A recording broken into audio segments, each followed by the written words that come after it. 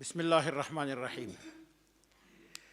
د افغانستان د علماو سرتاسري شورا د خپلو نوبتي غونډو په لړ کې د 1393 کال د لیندۍ د میاشتې له 3 څخه تر 9 نیټې پورې غونډې وکړې او پر بیلابیلو موضوعاتو یې له بحث وروسته لاندې اعلامیه صادره کړه. اول، شورا د پکتیکا ولایت د یحیی خیلو په ولسوالۍ کې د اسلامي او انساني اصولو خلاف وحشیانه برید چې په ترڅ کې په لسګونو بېګناه ماشومان، ځوانان او مشران شهیدان او ټپیان شول، په کلکه غندي. الله جل جلاله د بېګناه مسلمانانو د قتل په هکله فرمایلی دي: ومن يقتل مؤمنا متعمدا فجزاؤه جهنم خالدا فيها وغضب الله عليه ولعنه وأعد له عذابا عظيما. صدق الله العظيم. سورة نساء آیات 93. ژباړه: او هر څوک چې کوم مؤمن په قصد سره مړ کړي نو د ده جزا دوزخ ده چې تل به وي په هغه کې، او غضب کړی دی پر ده باندې الله، او لرې کړی دی د خپل رحمت څخه، او تیار کړی دی دې ته ډېر لوی عذاب.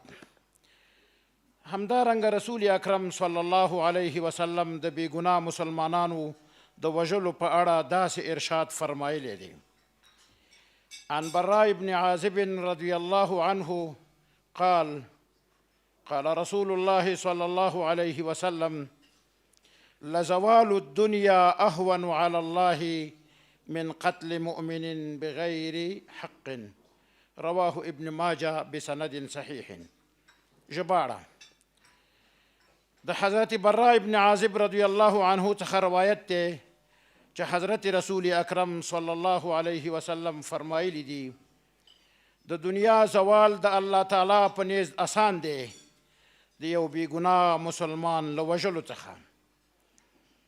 شورا د دغه ویرجنې پیښې شهیدانو ته فردوس جنت، پاتې کسانو او کورنیو ته جمیل صبر، او ټپیانو ته یې عاجله روغتیا د لوی خدای جل جلاله له دربار څخه غواړي، او له اړوندو مسؤولو مراجعو څخه غوښتنه کوي تر څو د دغه ستر جنایت عاملین په ګوته او د قانون منګولو ته یې وسپاري.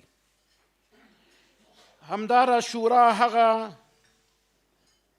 چاودنه چې د ټولو اسلامي او انساني ارزښتونو خلاف د ننګرهار ولایت د خوږیاڼو ولسوالۍ د کږې په جامع جومات کې پر لمونځ کوونکو ترسره شوه، او لسګونه هغه متدین مسلمانان چې د جمعې د لمانځه د ادا کولو لپاره د خدای تعالی کور ته راغلي وو، پکې ټپیان شوي دي، په کلکه محکوموي او د الله جل جلاله له دربار څخه ټپیانو ته سملاسي روغتیا او د دې جنایت عاملینو ته سخته سزا غواړي. همدارنګه هغه چاودنه چې د کابل ولایت د 9مې حوزې مربوطه د کابل جلال آباد په لوی سړک رامنځته شوه، او یو شمیر ملکي او بېګناه هیوادوال پکې شهیدان او ټپیان شول، هم په سختو ټکو غندي، او د حکومت له مسؤلو مراجعو څخه غوښتنه کوي تر څو د داسې پیښو په مخنیوي کې پوره توجه او پاملرنه وکړي. دویم، د علماو سرتاسري شورا د مولانا فضل الرحمن هغه سیاسي او فرمایشي څرګندونې چې په افغانستان کې جنگ راوبللې په کلکه غندي. دا ځکه چې په افغانستان کې د اسلام ټول شعائر په پوره ازادۍ عملي کیږي، په محاکمو کې فیصلې د اسلام د سپېڅلي دین سره سمې ترسره کیږي، جمهور رئیس، وزیران، والیان، حاکمان، پولیس، عسکر او 99.9% ملت یې مسلمان، او ټول تاریخ د جهاد او مجاهدت په زرینو وړانګو سپېڅلی دی. نو د دغسې دولت او ملت په مقابل کې جنگ جایز ګڼل سراسر د شریعت په خلاف خبره ده. جناب فضل الرحمن صاحب به د هغه نظام په اړه څه وایي چې له 6 کلو راهیسې په محاکمو کې په انګریزي قانون فیصلې کیږي او علمای د شریعت د نفاذ په ارمان دي. زموږ د دې خبرې تایید په کابل کې د نړیوال اسلامي کنفرانس چې د پاکستاني علماو یو هیئت هم غړیتوب درلوده هغه پریکړه هم کوي چې په افغانستان کې روان جنگ شرعي نه بلکې سیاسي وباله. همداراز د سعودي عربستان لوی مفتی شیخ عبدالعزیز ابن عبدالله آل شیخ 2 ځلې د انتحار د حرمت فتوا صادره کړې ده او لکه چې خبر یو ډیر ژر به په راتلونکي کې د ارهاب پر ضد د رابطې عالم اسلامي لخوا په مکه مکرمه کې یو نړیوال اسلامي کنفرانس دایر شي. د پورتنیو دلایلو له مخې ثابتېږي چې مولانا فضل الرحمن په دې نازک وخت کې چې د افغانستان او پاکستان دواړه ملتونه سولې ته نږدې دي د سیاسي مجبوریت له مخې دغه څرګندونې کړې دي نه د شریعت په بنسټ. دریم، د جلالت مآب جمهور رئیس صاحب څخه مننه کوو چې د سعودي عربستان شاهي مملکت ته د سفر په درشل کې د هغه هیواد له مقاماتو سره د ملک عبدالله د اسلامي ثقافت په کابل کې د مرکز جوړولو په هکله کلکه غوښتنه وکړه او په نتیجه کې د سعودي هیواد د مالی وزارت پلاوی کابل ته راغی او رسما یې د مرکز چارې مهندسي او مشورتي شرکت ته وسپارلې. ستاسو د دې نیک اقدام او همدارنګه د سعودي عربستان له مقاماتو څخه مننه کوو چې د اسلامي مرکز په اړه یې بالاخره عملي اقدام وکړ او د الله جل جلاله څخه تاسو جلالت مآب ته د اسلامي تاسیساتو د پیشرفت په لاره کې لا توفیق غواړو.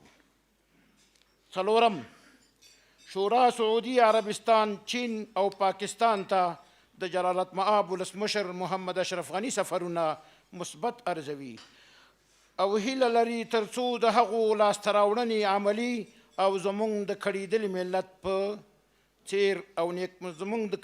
ملت په خیر او نیکمرغۍ تمام شي. پنځم، سوله او د سراسري امنیت ټینګښت زموږ د ځورېدلي او کړېدلي ملت حیاتي ضرورت دی. هیلمن یو چې د سولې او امنیت تأمین زموږ د حکومت په کاري لومړیتوب کې ځای ولري. همدې ضرورت ته په کتلو د افغانستان د علماو سرتاسري شورا د سولې د عالي شورا په همکارۍ په تیره یوه میاشت کې د افغانستان په مختلفو ولایاتو کې د لویو غونډو په جوړولو سره د قرآن او سنتو په رڼا کې د سولې په اهمیت او ضرورت باندې کنفرانسونه ورکړل.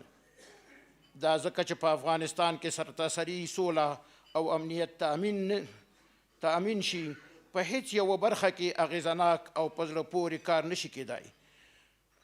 دا ځکه چې په افغانستان کې سرتاسري سوله او امنیت تأمین نشي په هیڅ یوه برخه کې اغیزناک او په زړه پورې کار نشي کیدای. اووم، د کابینې د اعلان ځنډولو ملت له اندېښنې سره مخامخ کړی دی.